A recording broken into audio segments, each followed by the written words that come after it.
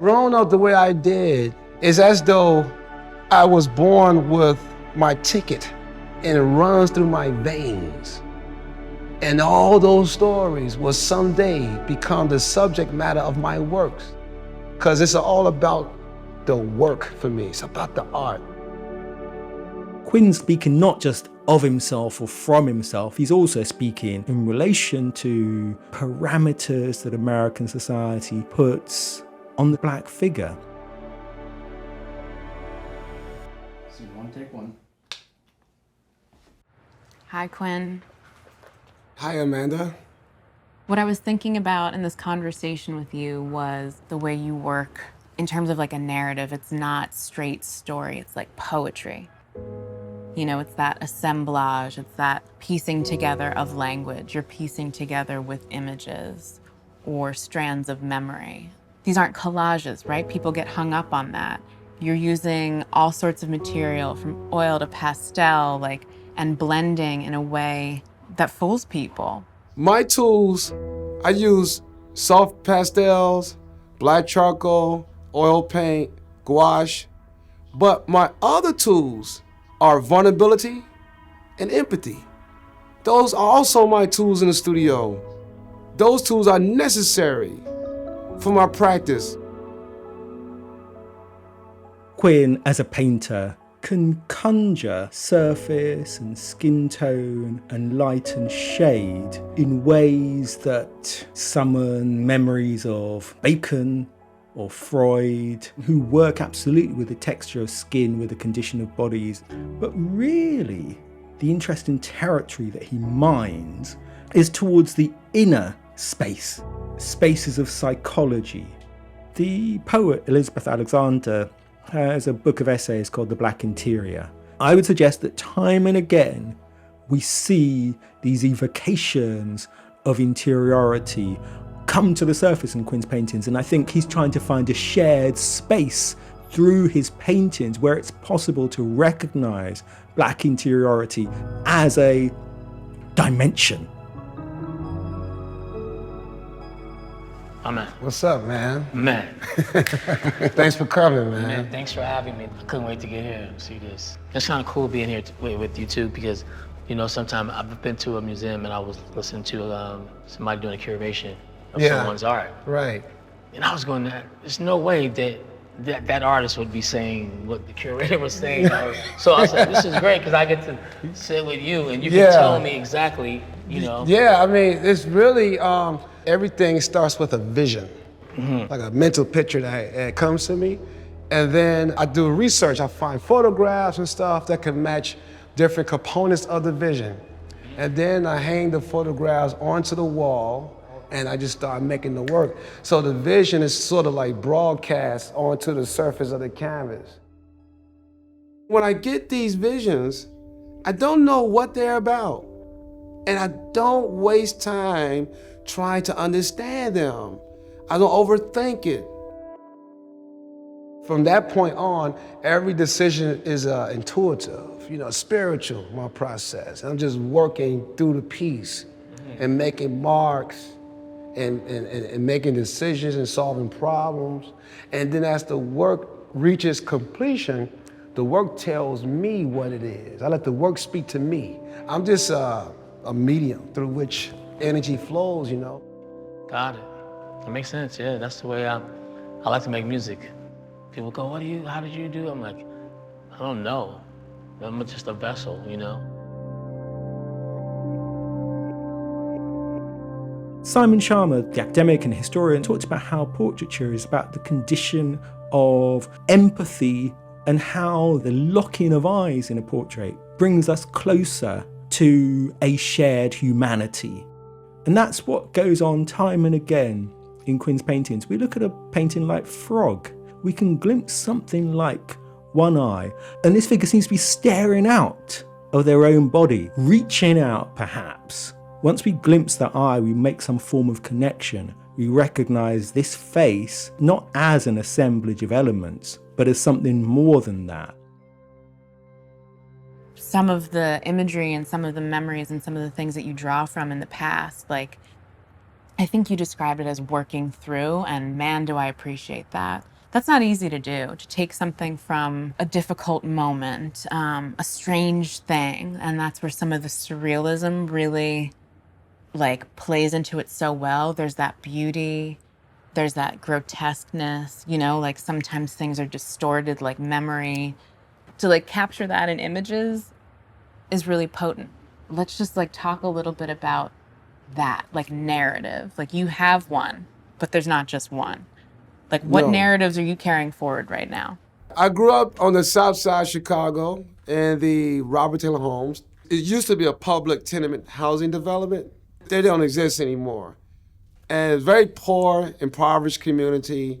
There was me and my mom, my father, and my 4 older brothers. I was the baby.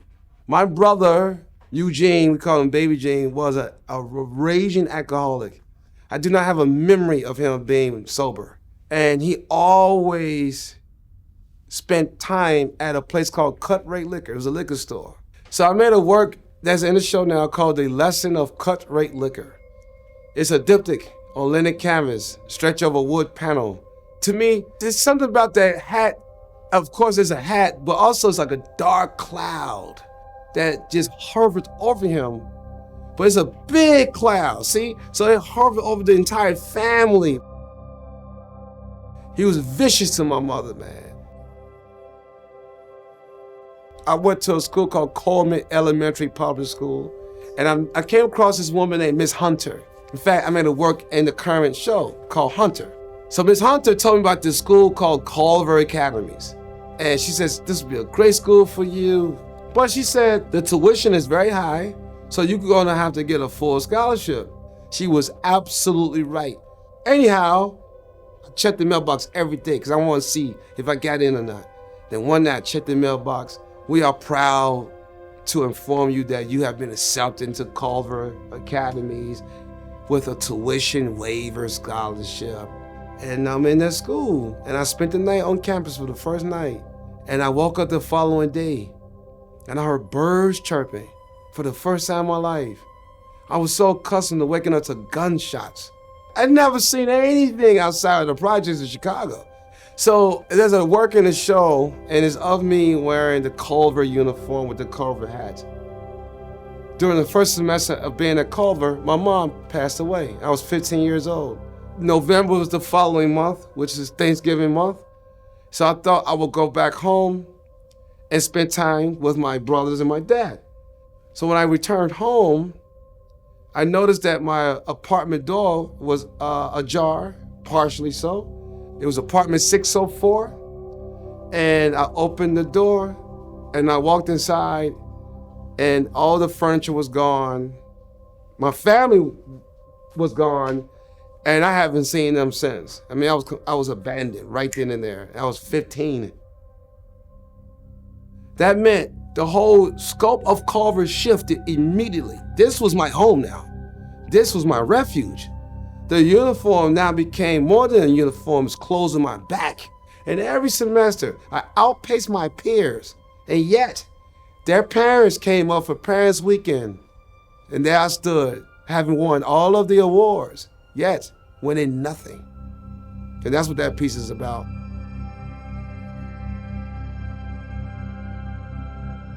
What you see is something that feels like a mask, but behind that, we see these eyes.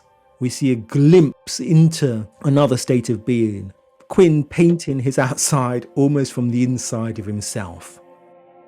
There's more exterior, there's more uniform, there's more cap than there is interior. We glimpse only, really, an eye that tells us there is more to this figure than what we can see.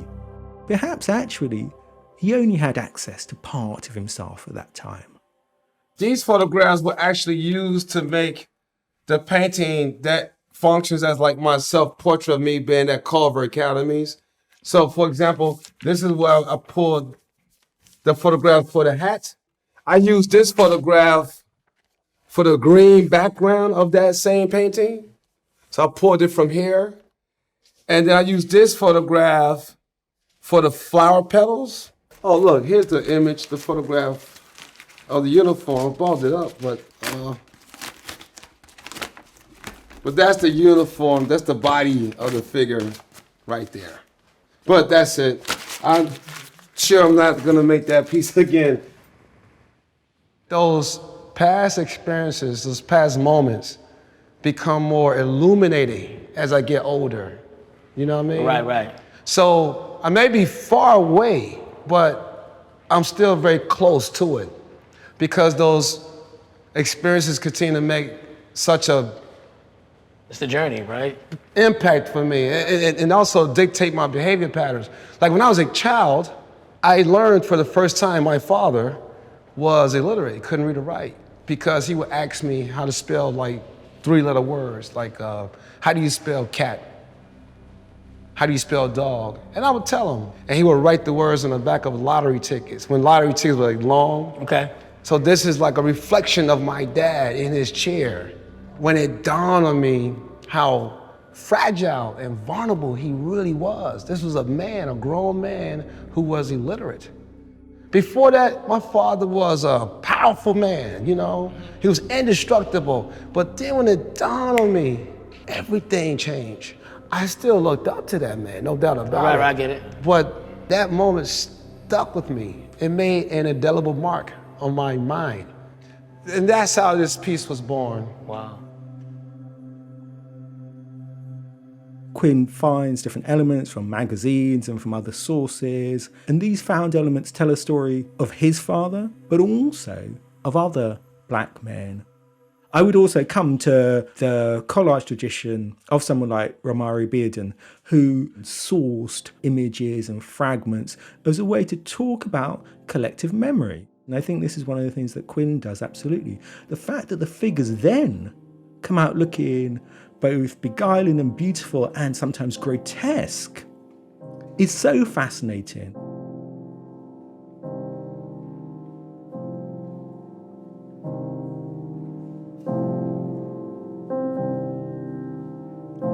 I saw a blind man walking.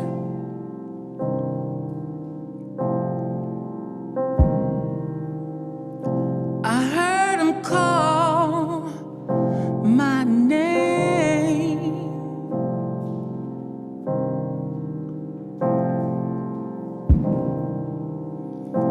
I couldn't believe what he said to me.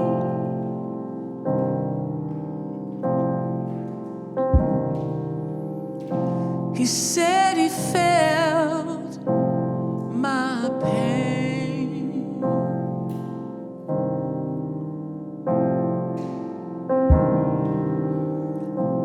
There was nothing I could say or do. For the words that he spoke were more than true. I took 2 steps back and I looked in his eyes, and this is what he said. He said, I heard your voice, here's her name, knock on that door, she'll take away the pain. I'm the blind man.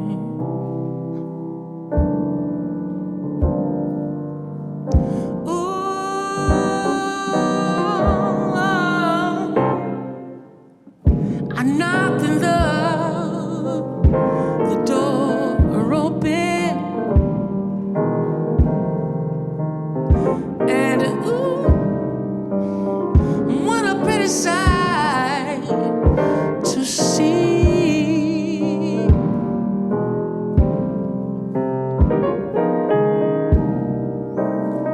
Now I knew this blind man knew me.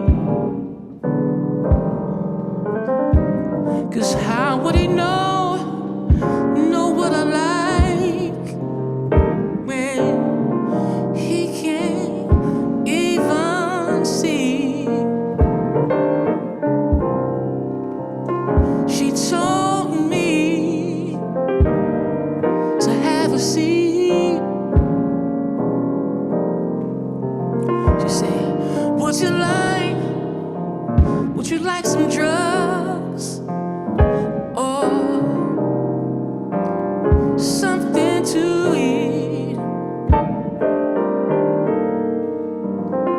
Now number one could never appeal to me, but number two is just fine. But I think I need curtain number 3. She said, I heard your voice. He told me your name. Don't say a word, boy, you've been framed by the blind man. By the blind man. Oh yeah, you've been framed by the blind man.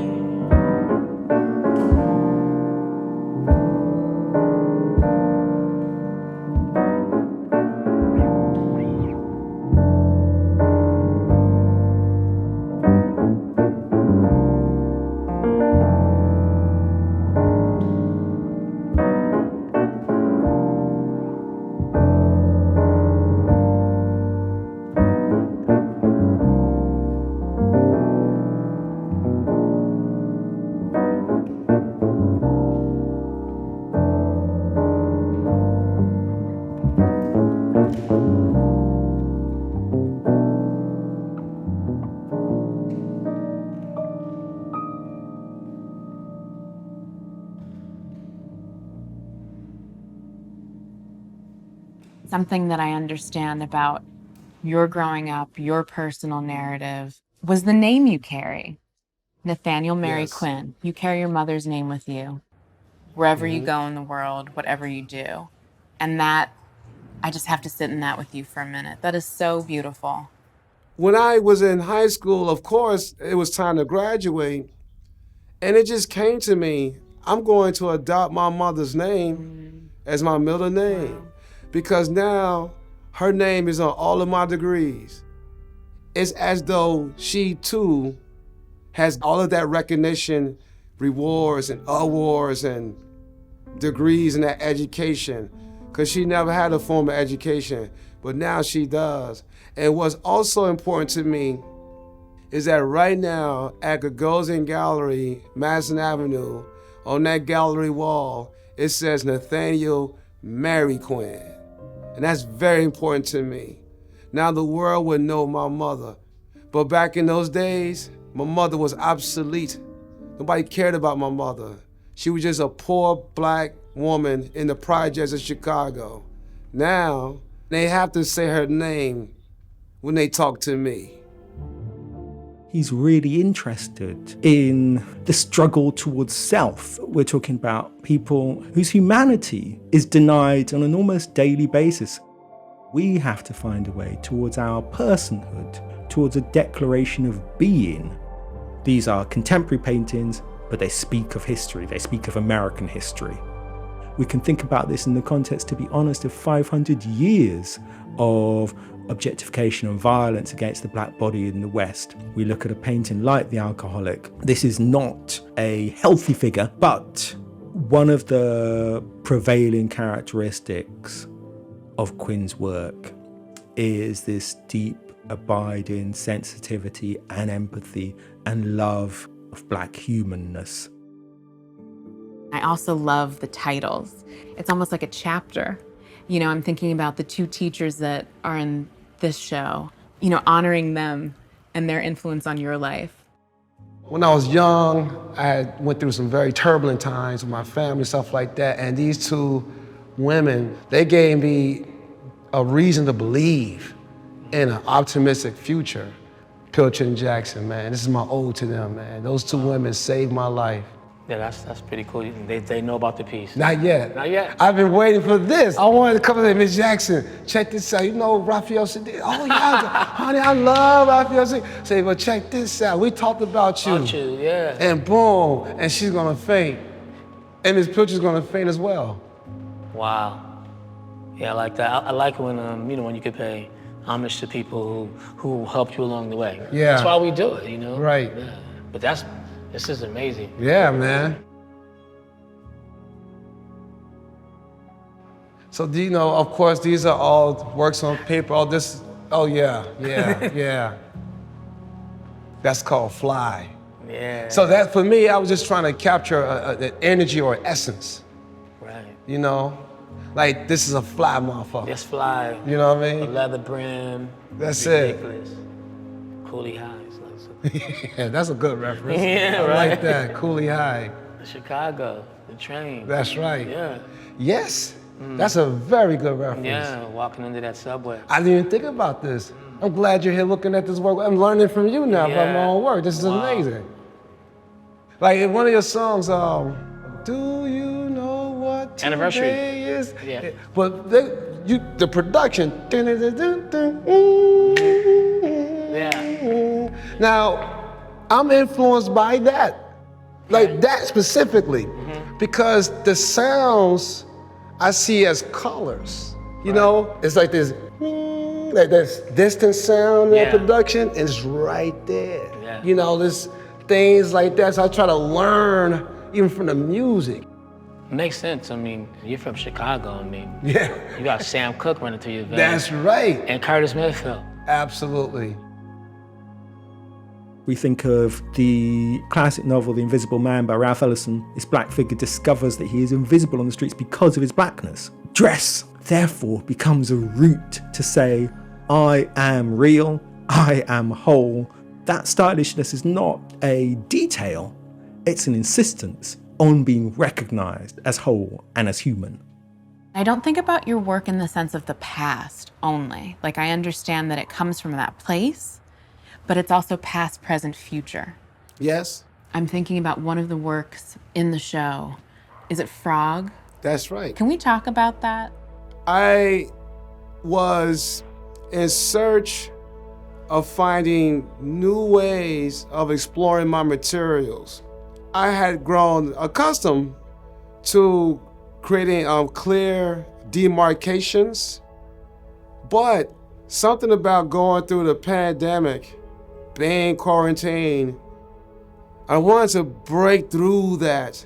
And I just started making marks. I started laying down these marks and rubbing and pushing and pulling. It was like a mass of just slop. I didn't know what I was doing, but it felt right. Then I had to be thoughtful and allow that to give me the solutions. There are a number of works, not all of them. Like Double Barrel Shotgun is not that. Double Barrel Shotgun still harkens back to what I was doing prior. Frog is a really nice, strong departure from Double Barrel Shotgun. And then of course I continued it with the Doctor and the Doyen of St. Mark's. Like those works are like the stepping off point for me. I will continue in that direction. These aren't casual paintings. These are paintings which speak to how we are all made up of an assemblage of feelings and emotions and memories and histories. And these different elements don't fit together easily, naturally, normally. The result of recognition, ultimately, that comes is so extraordinary. Collectively, the works feel liberating. This is my goal. This is what I want to do because I miss my mother so much. I want to be proficient enough to someday make a work of art with such great potency that once I make the work of art of my mother, she will walk off the surface of the canvas or paper and back into my physical life. But as it stands, I'm not good enough to make this work.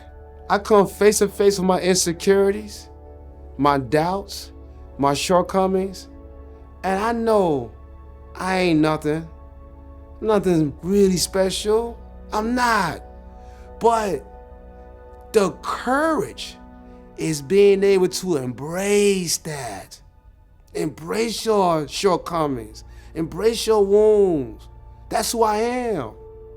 And I work through that. Because if I am to have empathy for other people, then I most certainly must have empathy for me. I want people to see my work and then see themselves and see the complexity of their humanity through my work. That's what it's about. That's it.